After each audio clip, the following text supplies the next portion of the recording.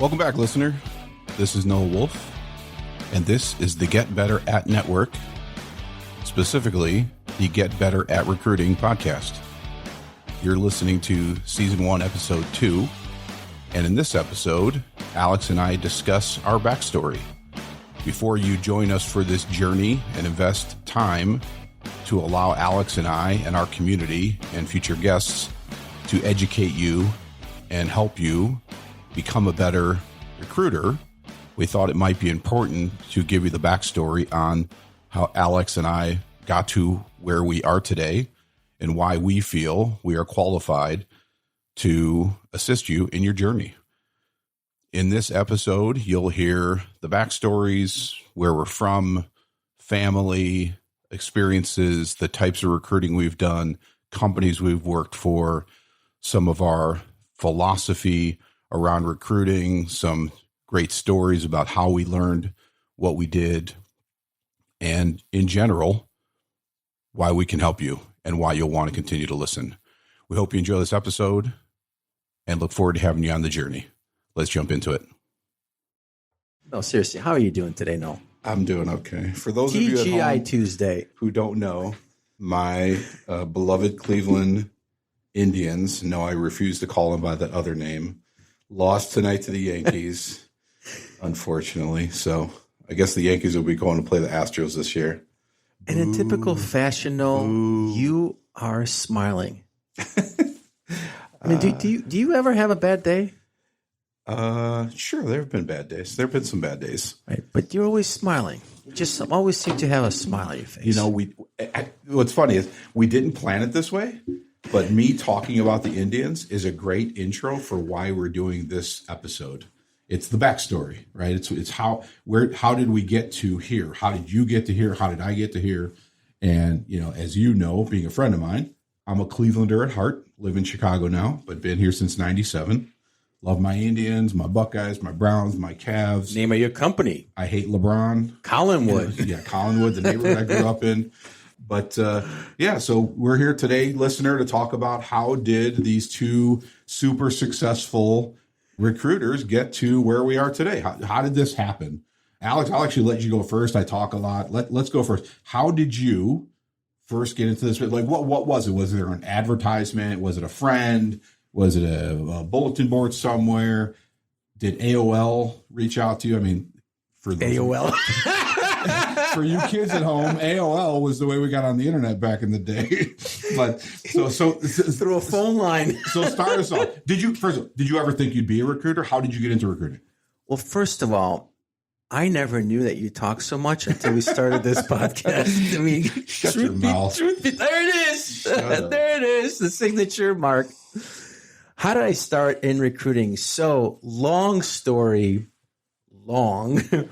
When I was in college, I really wanted to use my bilingual skills. Okay. As being a Russian refugee. Yep. Speaking fluent Russian more than I do now. I graduated college in 1990, and I wanted to really become a translator and work for the government. Okay. And so I of course, try to excel my skill as a Russian-speaking person, but I focused on translation, which was extremely complicated, completely different than just passive conversational Russian.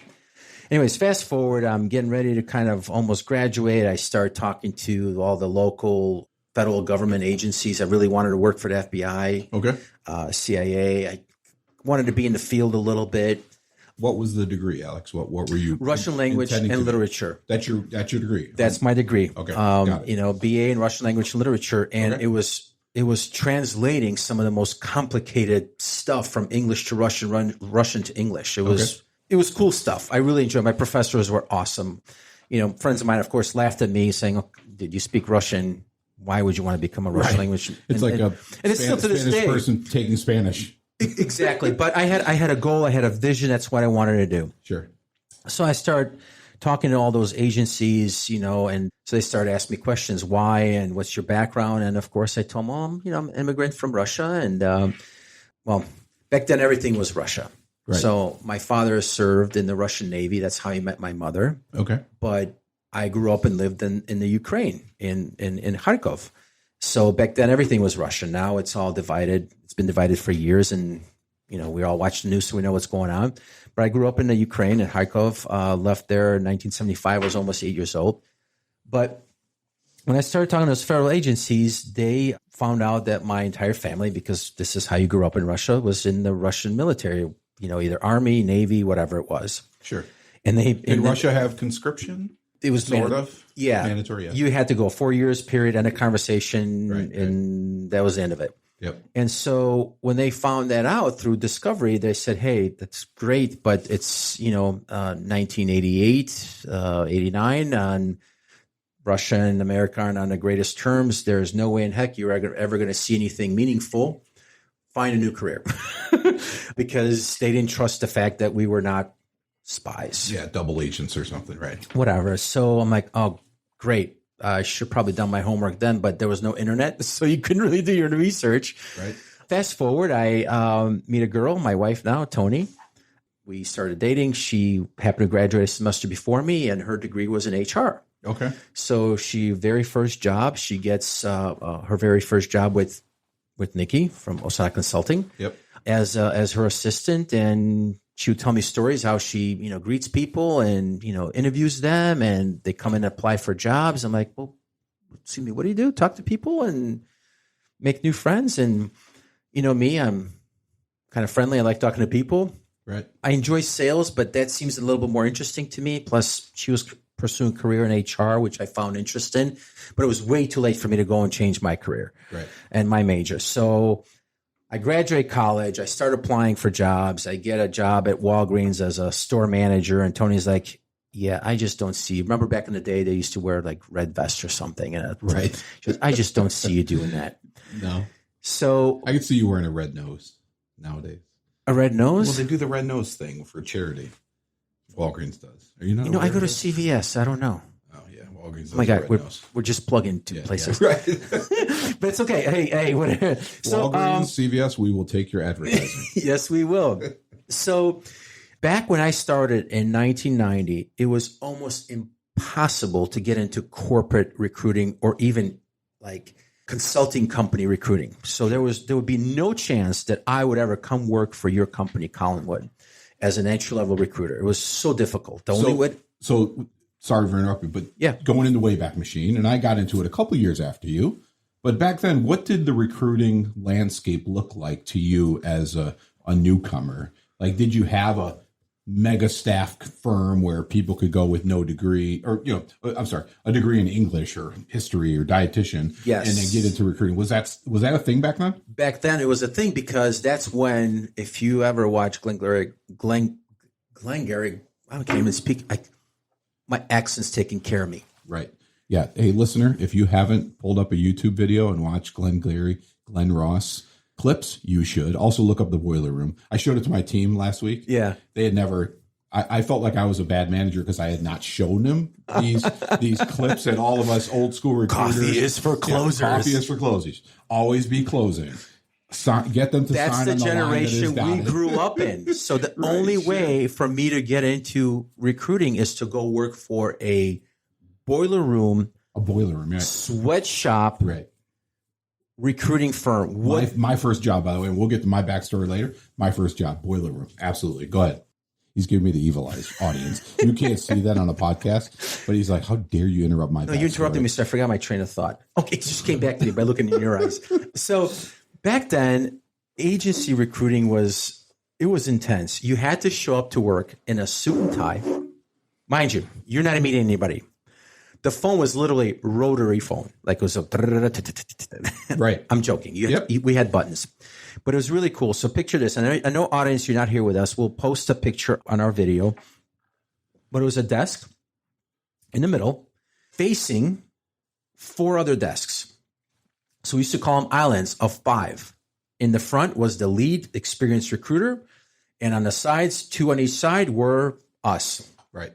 So I show up, and I'll never forget. It was like, I think I was getting paid a draw like $500 a month, or maybe every other week. It was nothing, but I had to get my butt from Skokie on the Brown Line to downtown in a suit and tie, shine shoes, right, dressed for success, that nobody would ever see me. And just, I show up to work, they give us a little bit of training, and they give us this big stack of cards. They call them dead cards. These are all the people that we couldn't get jobs for, wouldn't want to talk to us, start calling and finding out what they do. And so that's how I began my career. Like in literally a boiler room where you could sit at your desk, still back then, smoke a cigar, a cigarette, whatever it was. But here's the funny thing is, when it was time to close a deal, the entire leadership team would hover around you and would draw on the board everything you had to say, tell to a person to close them. It was unbelievable. Like back then, a close was to close somebody who didn't want to be closed, that was never going to accept the job, that finally wound up accepting a job so you can collect the fee. Right. And if you didn't do that, you stunk, you're out the door, and you're never going to become a professional recruiter. And that was me.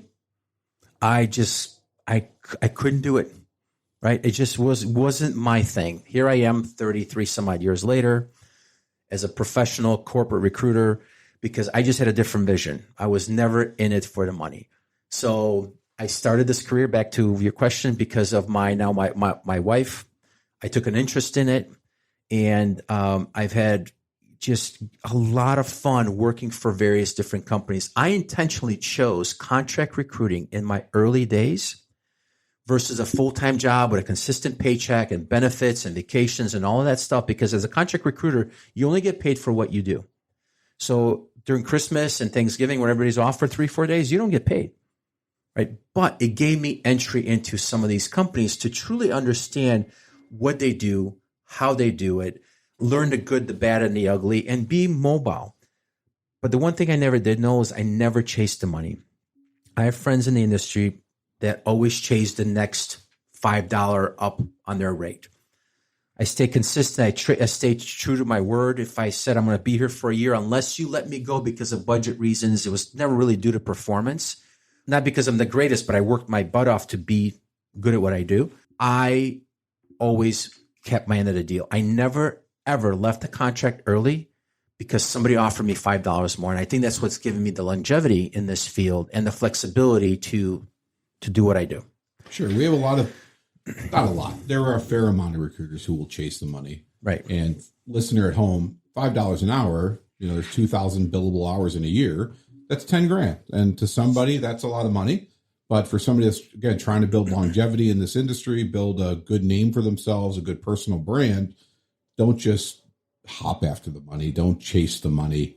The money will come. You will have, if you are committed to this profession and you listen to what we're going to talk about over the course of this podcast to make you a better recruiter, you will make the money. Don't be so short-sighted. Don't be penny-wise, pound-foolish to, I need to switch jobs or they're going to pay me $5,000 more.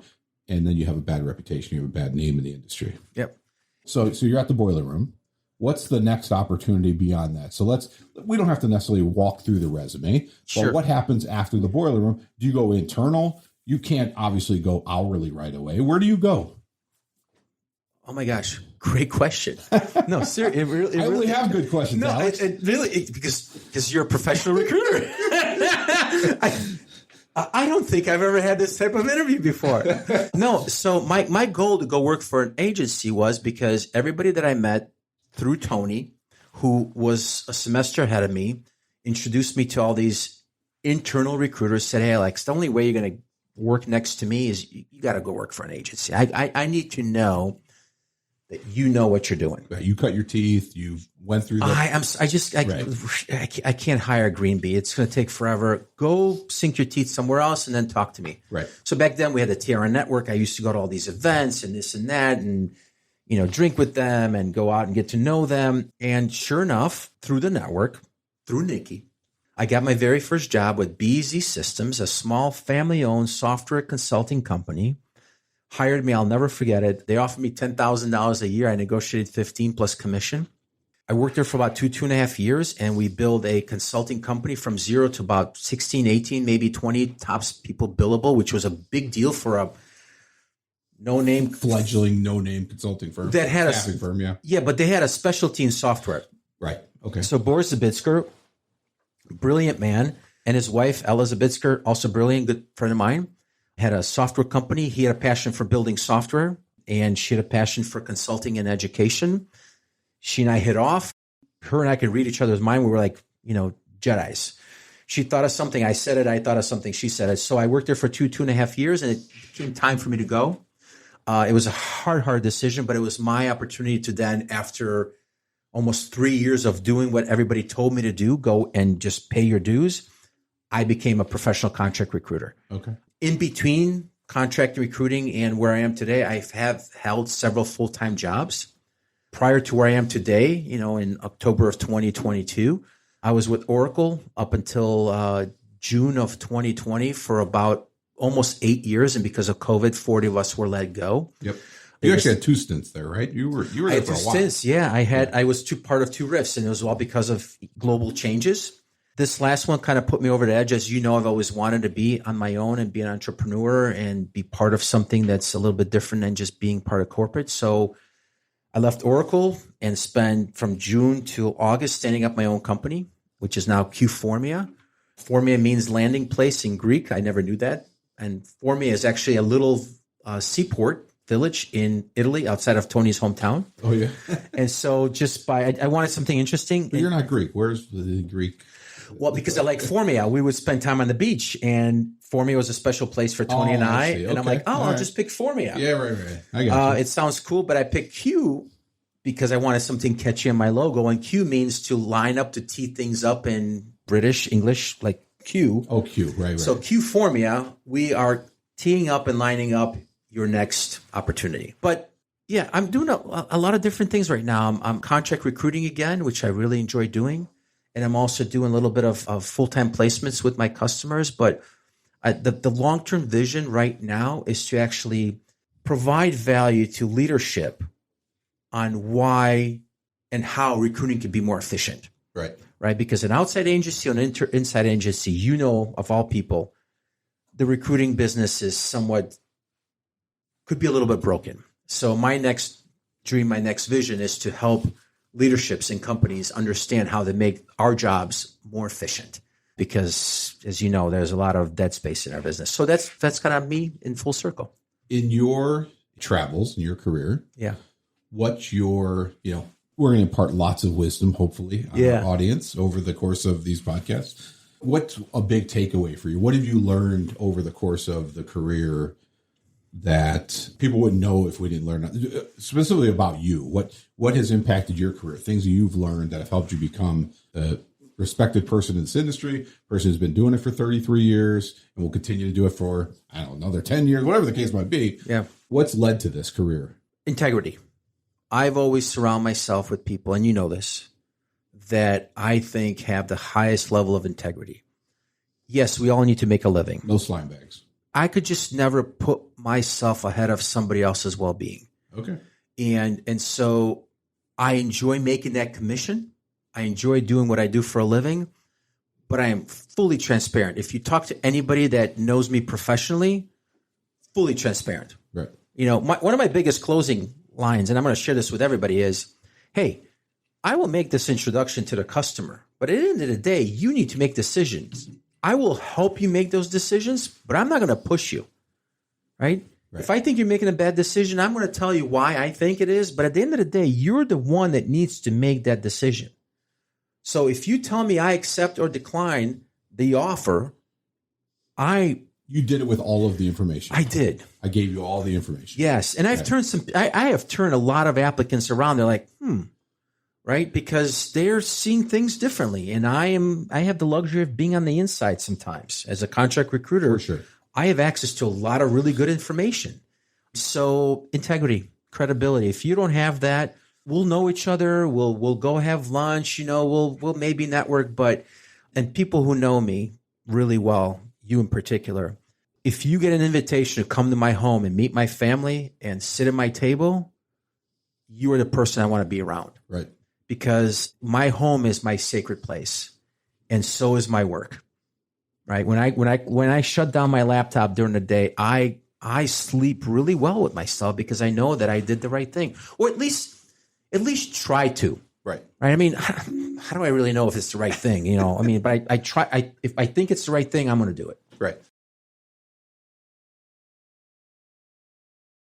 So, listener, I want to interject the story. Now, Yes. Alex knows what's coming. So, The reason Alex and I know each other, and this will speak to his integrity, and he's blushing right now, but this is a true story and a testament to why he truly is a integrity recruiter and will always take the high road and will always do the right thing. So Alex and I had an opportunity to work together back in the late 90s, early 2000s, something like that. I was a manager of a recruiting team, a very large recruiting team. We're still friends with all the recruiters that we worked with at that time. We still are friends with them today. Lots of them have moved to different places. One of them is my current business partner. And Alex joins. And the first day or the first week, he comes to me. Now, I was the manager of 10 recruiters. Alex gets hired. He comes over to me and he goes, "Yeah, I just want to tell you, I really appreciate what you're doing." And I'm like, What do you mean? What am I doing? He goes, "The fact that you are willing to step aside and let me take your job." And I'm sure, flabbergasted. He saw it in my face, saw it, heard it in my words. But I was. What do you mean? No, you didn't know I came here to take your job? I was completely blindsided. And honestly, so was Alex, for that matter. Alex was blindsided, and he saw it in my face. Again, a true man of his word or integrity. Alex said, I think it's great that you're willing to step aside. I then react to, like, what are you talking about? And his face and his words were, "Oh, you didn't know. Like, I'm taking your job." And I quit a week later, and kudos to Alex. He quit a week later.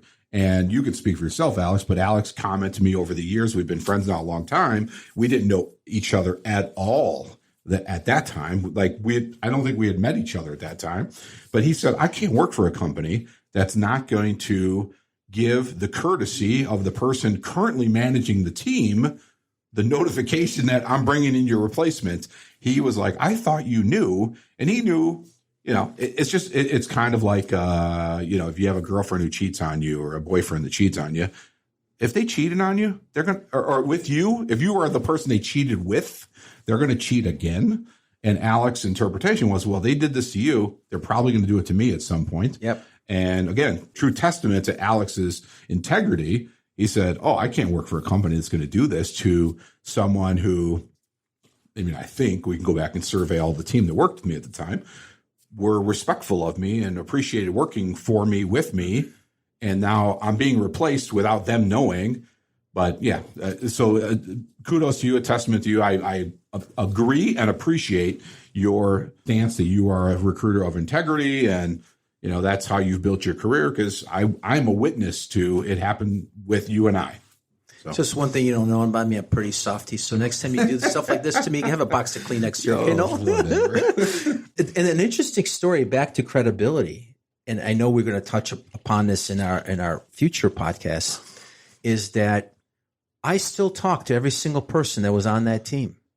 Right. Yep. So because of that integrity and quality of how I believe you should be treated, because that's what happened to you is how I wanted to be. I don't want to be treated that way. So it's a thing that your parents always told you. Do unto others as you want them to do under you. And I've really lived by that. So yeah, you definitely could have been the person who came in, replaced me, and took over the team. And just run with it. But the fact that I left and you said, "I can't work for this company." No. The rest of the team said, "Oh, not only is Noel a good guy who just left because of what just happened, Alex is also a stand-up guy, because he wasn't going to put up with that either." Yeah. And we're still friends with Mark and Jim and Kathleen and so on. Name the list, Matt and so on. Yeah, it was a good situation. And so in closing, which is going to be built on over the next coming episodes, is that I was confident in my decision. I was confident was what I believe in, but I was also confident that as soon as I walked out that door, I would be working a week later. So up to that point, I worked really, really hard to build a reputation and name for myself. Because Chicago, as you know, especially back in the day, if you had a bad reputation, you were not going to be working in recruiting. And so, and likewise, if you had a good reputation, everybody wanted you. Everybody wanted you. Sure. And so I knew that as soon as I closed that door, another one would open as soon as I picked up the phone. Right. So that's the world we grew up in. Right. Note to everybody is we grew up in a world that had that had no internet. Your best friend was the people you met and the credibility you had and the phone. If you didn't have a phone, you were in big trouble that day. Yeah. So Agreed. enough about me. Yeah. All right. Noel's story is very fascinating, and I can't wait to hear it again. I've never been interviewed. Well, I can't say I've never been interviewed. I got interviewed recently by Angela Alberti from My Brace Pay, but yeah, I'm interested to hear what you have to ask me and for me to tell. I honestly don't think, no, because, and this is not a knock on you. You are a great storyteller. So listeners, you may not hear me talk for the next 25, 30 minutes because Noel makes it flow really well. But I know I'm going to have an inquisitive question. But without any further delays, Mr. Noel Wolf, tell us about yourself. And how did you get started in this business? So my brother. And wait, why are you still in it? Alex is throwing fish hooks in the water. I'm still in it because I love it. I still, to this day, I own a technology staffing firm, but I am still a recruiter by background, by practice. I still mentor our recruiters. We just hired a new sourcer. I am a student of recruiting, and I would like to think I will continue to be that as our company evolves. I have two business partners, both come from the sales side of things, but they continue to say, you're the best recruiter we have on staff. And that's great. But the reality is we're not going to grow if it's just me. I need to have other folks on the team who can do. But before you got to this place, right? I mean, we know each other for a long time. Yeah. And we've talked about this. You've talked about being on your own for as long as I can remember. Yeah. I still owe you a trip to Fiji. You still owe me It's now recorded because you've always said that nobody will know. Wait, do not delete this. Delete. For those of you that don't know, and I know he didn't say this, but Noel Wolf served and protected this country in the Marines. Okay, and we should probably do an episode on that because I would love to. I'm just curious how in the world a nice guy like you survived boot camp. And to see you bald headed, I would pay money to see that again. But so you go to you go serve our country, and from what I remember, you were newly married at the time. You go serve the country. You actually saw some stuff that maybe we'll talk about it some other time. But how do you get to become a recruiter? So. And I appreciate the kudos for, and I did serve in the Marine Corps for 8 years. I didn't necessarily, quote unquote, see action. I don't try to, pretend like I put forth the sacrifices that some of our service members and service women did. However, I was willing to serve, and I did serve. I served for 8 years, got called up for Operation Desert Storm. In fact, we had a parade in Cleveland. I'm from a Cleveland native, for those of you that don't know. And I remember there was a parade for us when we got called up for Desert Storm to send us all off. And my wife was pregnant and crying, and, it was a very emotional time. Luckily for us, 1991, Operation Desert Storm ended pretty quickly. And then we ended up continuing to serve at Camp Lejeune, went to Norway, had some, good experiences while we were there. Further back in the backstory. So basically you got in a way, you put yourself out there, but life took you a different direction. Absolutely.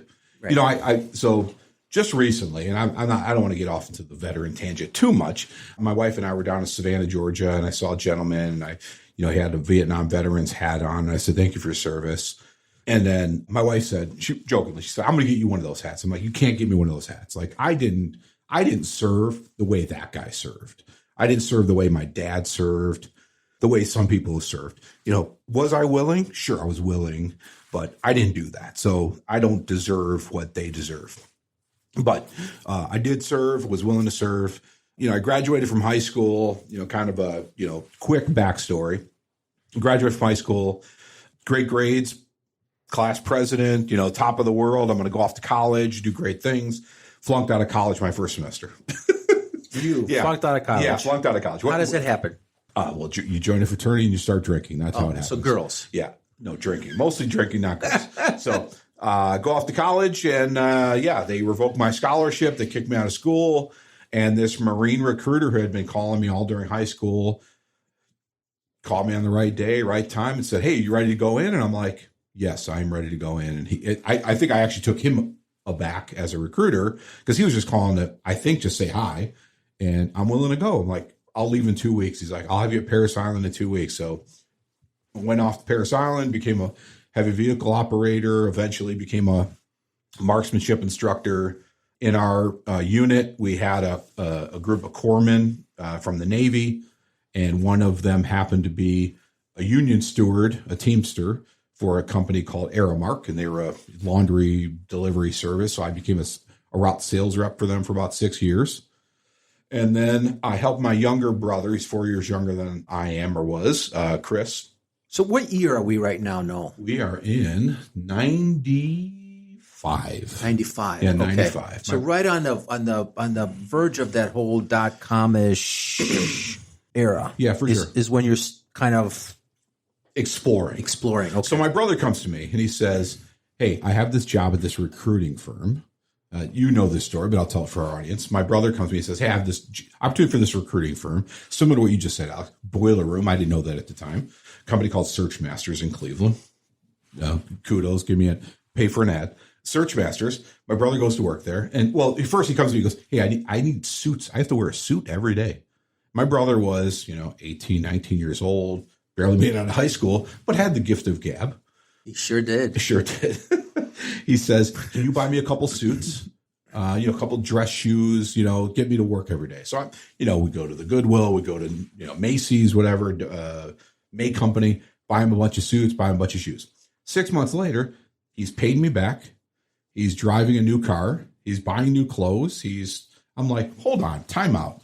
What are you doing again? I'm working for Aramark. And if you knew Christian, he was flashing that paycheck. He didn't mind showing everybody. But I'm working for Aramark, lugging uniforms around. The title was route sales rep, but I'm a delivery driver delivering rugs and uniforms, and I'm making a pretty good living for a kid of my age. We're in the Teamsters, things are going okay. But I'm looking at my brother, and I'm like, he's 4 years younger than me. I'm a college scholarship candidate. He barely made out of high school, and he's driving around a nice car and wearing a nice suit. I'm sweating every day in the elements, sweating in the summer, cold in the winter. And I'm like, hold on a second. What is it you do again? And he says, I recruit people. I'm like, what does that mean? He's like, well, let's say Pepsi needs a bottling engineer. I call into Coke or RC Cola, and I find a bottling engineer to bring them the Pepsi.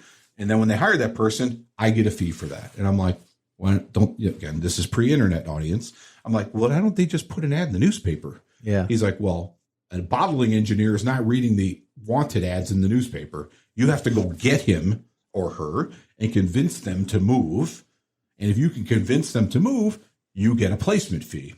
Now, again, I didn't know much about the business, but I knew about the results. I saw my younger brother, who's a knucklehead, again, gift of gab, but a little bit of a knucklehead, doing very well for himself. And I'm like, why am I working so hard?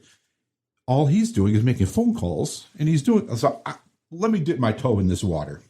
So I go work at Search Masters, and very similar to Alex's story, I didn't really, by the way, we didn't plan this. I didn't know this, Alex. Mirror of what you went through, but in Cleveland versus Chicago. So we had pods, 4 desks, 1 pod leader. I know, right? Right? We had, I think we had ashtrays. They might still have it today. 4 or 5 pods. Yep. And then, pod leaders who got, they got commissions if you got commissions. Yep. And then you had to have 2 submittals every day. You put them up on the board. Everybody clapped and high-fived. You hit a gong. How about the bell? The gong, the bell, all the nonsense. Anybody who's worked at tech back in the day will tell you there was bells and gongs. And it's interesting how many similarities there are in this industry. But that's how it started. Yeah, that's how it was. Yeah. So I don't know if everybody was a disciple of tech or disciple of some other company that led to tech or other companies, but everybody you've been in this business that long, you know this story.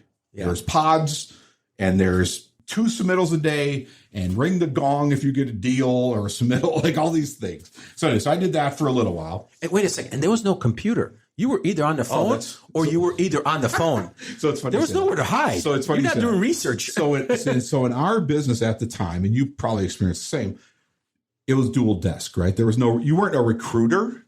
You were a recruiter. I think we were recruiters in the morning and sales in the afternoon, or vice versa. JOs, job orders. And no computers. There was file cabinets filled with resumes, and then our admin for the office. So we had, I don't know, 40 recruiters in the office, or 40, I don't even know what we were called, search professionals in the office. And the admin would print off lists for us every morning. So we'd come in and there'd be a list on our desk of phone calls you were supposed to make that day. Hold on. You had a printer? Yes, we did. Oh my God. No, we didn't have the printer. She had the printer. So you come in, there's a list of people you need to call in the morning. Then you go to lunch and you come back and you do the other half of it in the second half of the day. Yeah. And you're pushing out what we call MPAs, most placeable applicants. So you'd find somebody who was a superstar. You find somebody who's a superstar. I have a 6'5" guard out of Duke. And then you're calling clients going, hey, I got a 6'5" out of Duke. Do you want to talk to him? Yeah. And you called another client. Hey, I got a 6'5" guard out of Duke. And you want to hire him? Can you tell everybody there was like the beginning of voicemail? So we actually, I don't know. Was there voicemail back then? It was just starting. Oh, I don't. So when the phone rang, people more than likely picked it up back then. Up. Oh, I see what you're saying. Yeah, no. Yeah. They definitely picked up. Yeah. They either picked up or they didn't pick up, and then you call back. It just kept ringing. But there was no voicemail. Yeah. There was no voicemail. They literally said they picked up because they were sick of us calling because it kept ringing and ringing all day long. They're like, who is this? Right. So we had, again, sales or recruiting in the morning, sales in the afternoon. And we would get, a decent part of the placement fee. Yep. So the way that business works, and we don't do that much anymore, Alex doesn't do that either, is that you get a percentage of the person's salary. So again, going back to my brother explaining the business and why I was asking him how you make money is that, let's say you place somebody back in that day, $50,000 salary, you get a 30% fee back in that day. So back then, you'd get a $15,000 fee on that agreement. Mm-hmm. And of that $15,000, the company, of course, gets something, but the recruiter gets a piece and the salesperson gets a piece. But for a 20-year-old kid with 1995, that's a good living for you. And similar to what Alex mentioned, there was no salary; it was a draw. Mm-hmm. So any commissions you got offset that draw. And so for me, I did that for, I think, about a year. It wasn't really for me. I was married. I had kids. I needed a salary. I needed a little more structure. So I went to a company called New Resources Corporation, which is a consulting firm. They actually still have a branch in Milwaukee, I think, but New Resources. So I became an internal recruiter. Now, how long after you stayed in search did you go full time? Well, right then, right? Like, so I did search for maybe a year and went right to New Resources. Okay, so you did a year of sweatshop, boiler room. That wasn't for me. Right. It's funny. I tell the story to new folks getting into the industry. We would have people that would quit on the first day. Like on the first, they would not come back after lunch. That was the joke. And at first you scratch your head until you've been there a little while, and then you're like, you just know that's what happens. Yeah. So you'd start in the morning. We'd have our morning meeting. We'd do our stuff. We'd all go to new hire lunch, and then we'd come back for our afternoon huddle. Let's say it's 1 p.m. and everybody would look around and like, where's Johnny? Where's Susie? And they are nowhere to be found. They haven't worked at the company for 4 hours. And they quit. They rode the elevator with us up to the floor and went to the bathroom and then went back the elevator and walked out the building. They never came back. They decided within 4 hours, this isn't for me. I'm making phone calls. I'm not dialing for dollars. This is not my thing. I'm out of here. Mm-hmm. So, and they're, kudos to the people who've done that for careers, done it till this day. Still do it now? They do very well. There's a guy back in Cleveland he actually came to work there after me. John Vanessel, if you're listening to this, you won't be listening to this. He's got much too much experience to listen to this podcast. But John Vanessel makes maybe he can be a speaker. Tons of money. Let's invite him. My brother always looked up to him. John was a great guy, worked there after me.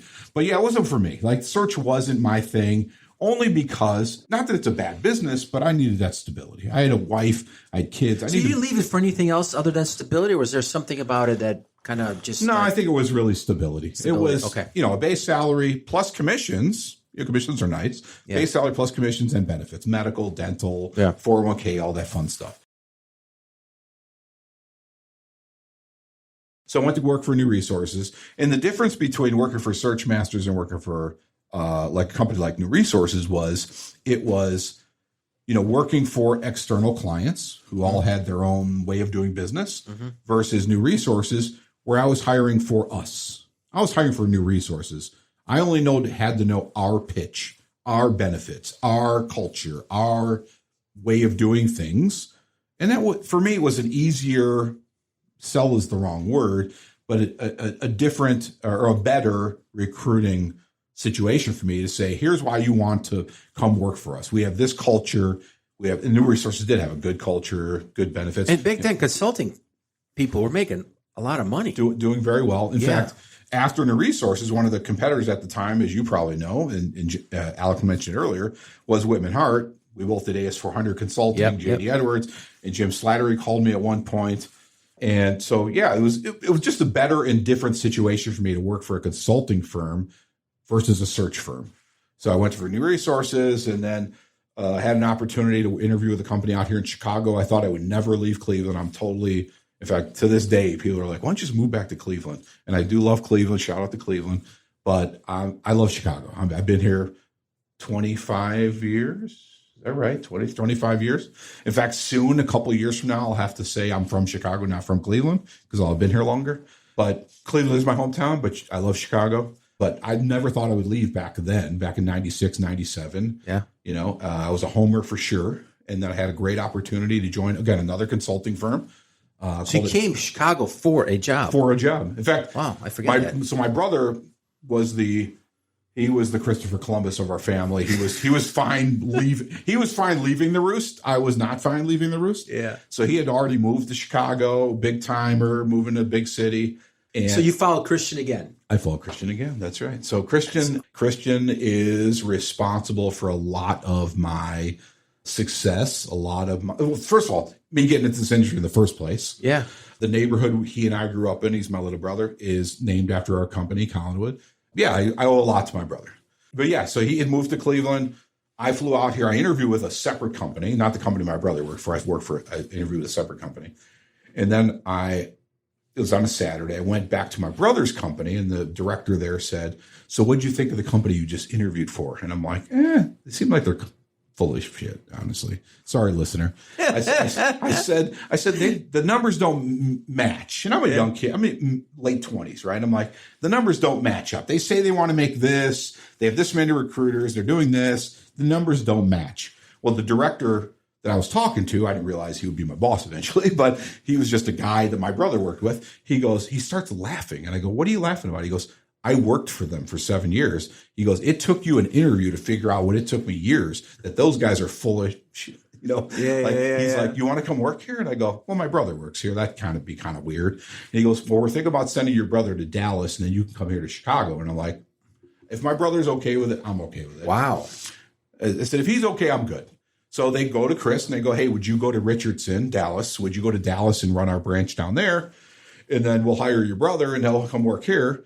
And I got a 50% raise. My brother was okay with it. He moved to Dallas. I came to Chicago, and the rest is history. I've been in Chicago. Talk about integrity. Been here in Chicago the whole time. Yeah.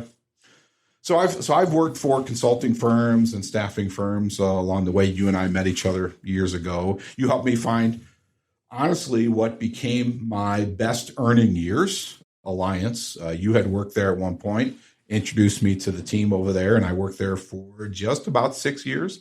Did great things there. Can we call them the Fiji years? We could call those the Fiji earning years. So I went there, and then back in 2014, Jim, who had worked with you and I. So wait a second. I'm fast forwarding. No. But wait a second. I actually helped a recruiter get a recruiting job. I'm sure I'm not the only one. Damn, I'm good. I'm not the only one. I actually forget how it happened. So I would have been at NIMS maybe. Well, Mark called me and he goes, "Hey, you left. I need somebody good." I said, "Mark, write this number down, only one number. Call this person, and you're going to be a fool if you did not hire Noel Wolf. But under one circumstance." And Paul DiPiano, I love you. You know I do. But I said, if you're gonna let Noel report to Paul, it's gonna be so you gotta fix that first. Right. And everybody knows Paul, and Paul, you know Paul. You know what I mean? We all love you though. And I'm so happy it worked out because you were meant to be at Alliance. Alliance was I thought for sure you're gonna be running that company one day. Alliance was a great experience. And we, had it not been for Alliance kind of retrenching to the East Coast. Yeah. I think we could have done very well. Steve and I and Jose and Ed and the whole team that was there did good things. We had, nice book of business at. And it was the longest place you've ever been McDonald's, Caremark. Before here, yes, where I have my own company. Yeah, that was the longest place I'd been. That's actually a true testament. If a recruiter is somewhere for a long time, that says something about the company. Long time and good earning years. Yes. We won't get into those, but those were some good earning years for all the recruiters. They're not just Noel and Alex, but the recruiters there did very well. The salespeople did very well. Yep. It was a very commission-driven culture, and we did very well and had a nice roster of clients here in the Chicagoland area, McDonald's, Caremark, more and more. And then at one point, Alliance decided to kind of retrench. Mm-hmm. They sold off Phoenix, Dallas, and LA wasn't much of an office, but they sold those offices to another company.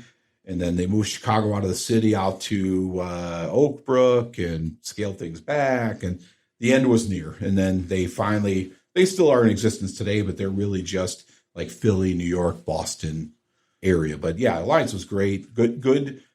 Cut my, even though I had years of experience at that point, to see the caliber of recruiters that they hired out of Philly and New York, Boston, and then repopulated those people. Like, Paul and Mark and those guys all good people, good people, but very much more driven than we are here in the Midwest or are in Arizona or Dallas or other offices. So when Paul and Mark came out here, it was different. It was, hey, we got to go. We got to get this going. Yeah, but they made an honest living. Like, I felt proud wearing that on my shirt.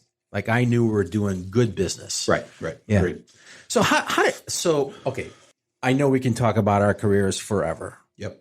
Here you are today, almost 7 years. 8 years. Going on 9, actually. 9 years. Almost 9 years. So you're 9 years ago, 9 years and a half ago, you start having this, and I know you've dreamed about your own company for a long time. Yep. So why Collinwood, and what are you doing today that's making a difference? So I mentioned it in an earlier podcast, but, we make good things happen for other people or make great things happen for other people. We've hired a great team of recruiters and salespeople. The salespeople have years of experience, well respected in the industry. You probably can't find a single person to say a bad thing about TJ and Randy and Heather and Jim. Recruiters are relatively new to the industry, but good salt to the earth people that are willing to learn, treat people with respect. One of the reasons I wanted to start my own thing was, and I'll just throw this out there very selfishly, was I saw other people making a lot of money at my work, and I thought, why don't I do that for myself? Why am I giving away 90% of the pie to other people when I could do it myself? Not truth be told, it's been a lot harder than I anticipated, and I'm still making 10% of the pie. Let's pause for a moment because I want everybody to hear this. Yeah. You own your own company. Yep. You're the boss. Yep. From what I can tell from this very modest office space, you have a corner office with a window. Right. Things are great, right, Noel? Things are okay. Okay. We're not shutting the lights off. We're not going out of business. Things are doing well. If you want to grow a good business, you have to reinvest. I'm the founder and main managing partner. We're a veteran-owned business, so I have, kind of. And here it is, 9:05, and you're technically still working. But God, it's so great to be an owner, isn't it? No, but it definitely being an owner is not all it's cracked up to be.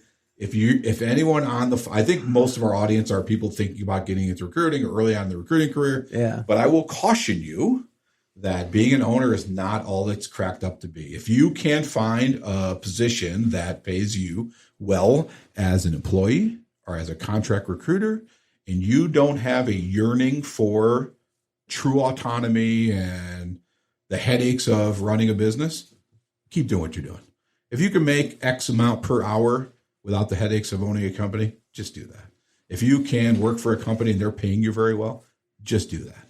I made significantly more money at Alliance, where you and I worked, Alex, significantly more money than I've ever made here as an owner of this company. Okay. Now, granted, some people will say, and I do believe and I do expect, I'm not trying to cry over my situation, that someday, we could grow to X number and there is maybe a bigger company, bigger fish comes along and wants to swallow us up and pay us, X amount of money and EBITDA, 5 times EBITDA and all this other thing. That's great. Absolutely. That would be awesome.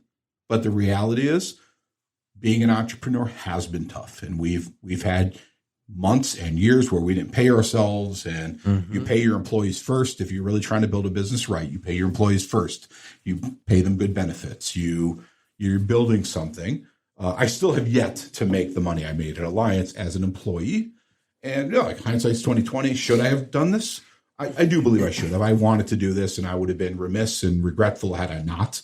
But, if I could take a time machine and go back to talk to Noel in 19 or 2000 something, I might say, you're doing okay. Keep doing that.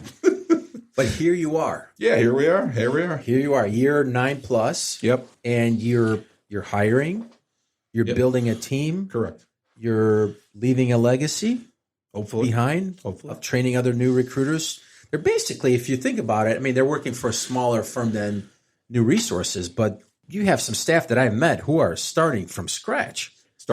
They have great people skills, and they have a great smiley face, and I can tell that they are probably awesome on the phone. They're hard workers, but they chose a field of recruiting. Yeah. You and I did. I have to tell you, that's probably the single biggest, coolest thing that I love about having started Collinwood is that I'm able to give an opportunity to someone else that was given to me, that I can return that favor to someone.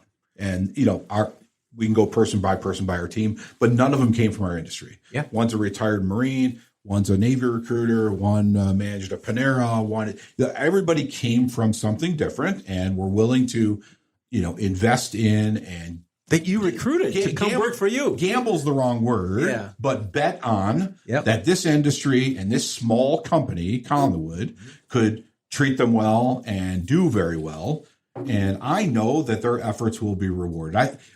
I've told many a recruiter, entry-level recruiter, if you put your mind to it, this could be life-changing. Life-changing. You could go from making, I've heard of recently, people, military spouses, teachers, waiters, your server at Hooters, stay-at-home parents. Lots of people who didn't know that this was a thing. Right. This could be life-changing if you really take to it, you treat it well, you do well. Again, it takes the right personality, the right situation, the right training. Hopefully we help provide that on this podcast. But this could be life-changing. A person who made X, and if they work for the right company, listen to this podcast, do the right things, could make 3 times X for the rest of their life. Right. That's life-changing. It could be great. So is that kind of your gratification nowadays? 100%. I will be so excited when Frank, Carrie, so on, buy their next car or take a vacation with their spouse or, all these things that money doesn't buy happiness. But if you can provide a better quality and quantity, maybe a quality of life to your family because of what you're doing, then they should be super happy. And I'm super happy that I was able to help them with that. And again, through this podcast, hopefully we can help many someones go from being a okay recruiter to being a better recruiter, to being an excellent recruiter. Well, and in our case, I hate to say it, but, not to jinx ourselves, but it's provided some stability. Yeah. If for some reason, regardless if you're running Collinwood, a successful Chicago-based consulting company, or you're an entrepreneur on your own, or you're working for an agency, if you're good at what you do in recruiting, you can be working pretty quickly. Right. As long as you stick with it. Right. And I'll close with this note. That's a perfect segue, Alex, to closing this out. So I work for a company. I actually just told my team this story this week. So I work for a company in Naperville. You may know the story. I work for this company in Naperville. The director of operations comes to me, very small company. Mm-hmm. I managed 8 recruiters, let's say. I think it was 8 to 10. The director comes to me and goes, "Hey, so we're a little concerned. You don't seem super happy. Things aren't going the way you want them to go. I remember this story. You shared it with me. We think you're looking for a job." And I said to him, not like I wasn't being a egotist or whatever. I said, well, first of all, I'm not looking for a job. I promise you, I'm not looking for a job. Yeah. Second of all, I don't need to look for a job. Like I have people waiting for me to leave this place and offer me an offer. So let's talk about how we make this work. So the director and I sat and talked for like an hour, and we hashed it all out. We're good. We high five, shake hands, we give hugs, whatever we did. Yeah. Everything's good. Yeah. I go back to my office. About 5 minutes later, I get a knock on the door. It's the owner of the company, who the director reports to. He goes, hey, I want to wrap up that conversation you had with the director. And I'm like, I thought we had that conversation, but sure, okay. I'm oblivious, right? So I go down to his office, the owner's office, and he's got the director there. And first things out of his mouth, he goes, yeah, this isn't going to work. And I go, I don't follow. He goes, it's not going to work. You're not going to work here. I can't, I'd have to go back and recollect, but I think it's the only job I've been fired from, I think. He goes, it's not working. I go, what do you mean it's not working? He's like, yeah, it's not working. I go, okay. And I was very nonchalant about it. I'm like, all right, fine. And he goes, is there anything you want to talk about? I go, no. I just did for an hour. I just talked to Tom for an hour. What is there to talk about? Like, obviously, you don't think it's a fit. Cool, whatever. So I'm like, all right. Take care. And he's like, can you not talk to any of the employees on the way out? Don't say goodbye to your staff. Just leave the building. I'm like, sure, whatever. I roll my eyes and I walk out. As I'm walking out the front door. Did you just roll like you just did now? I did. As I'm walking out the front door, I call Jim, who's not my business partner here today, but he was a partner in a previous company and had been an employee of mine in the early 2000s. Tugging at you for a year. He had been asking me to leave. But because you're loyal. But I'm loyal. So as I'm leaving the building after just being fired, shaking my head, rolling my eyes, smiling, going, I can't believe this just happened. I called Jim. I go, Jim. He goes, what's up? I'm available. I go, when can I start? He goes, Monday. I go, be there Monday.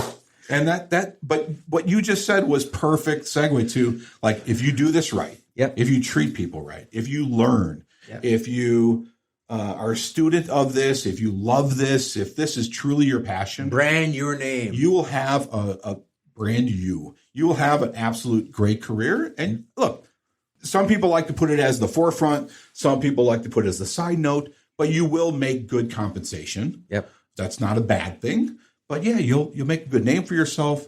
It's funny that there isn't much kind of upward mobility for recruiters. We'll maybe cover that on a different podcast. I don't want to derail this podcast. I had a recruiter one time from work for me, actually at that company we just described. And he came to me and he goes, hey, what's my career path? And I'm like, what? Today you're a recruiter. If you're really good, you're going to be a senior recruiter.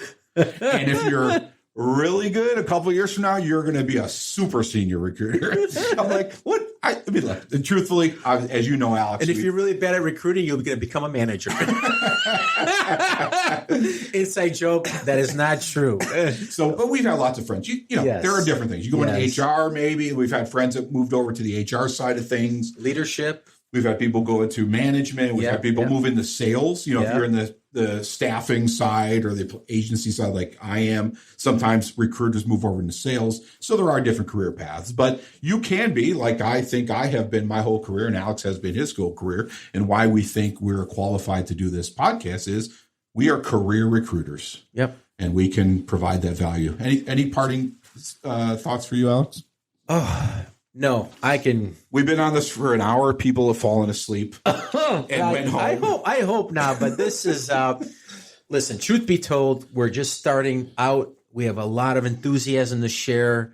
This is by no means a popularity or financial grab. We just feel that it's our time to start giving back to the community and just open up some dialogues that we feel on other channels have not been explored. Yep. Right? I mean, you want the truth? Dial in for our next episode. Absolutely. Look forward to talking to you all in the weeks and months to come.